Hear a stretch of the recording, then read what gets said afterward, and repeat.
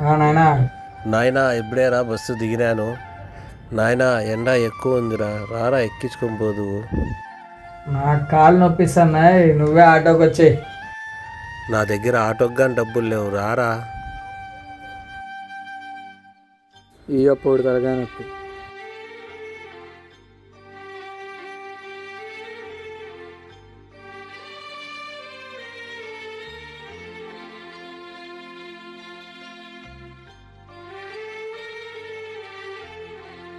అయ్యి lover phone చేస్తుంది.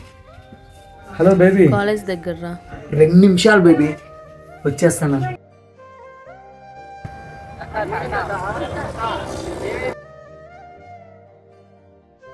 ఊర్ల నుంచి మన తల్లిదండ్రులు వచ్చినప్పుడు ఖచ్చితంగా వెళ్ళి వాళ్ళని పికప్ చేసుకోండి.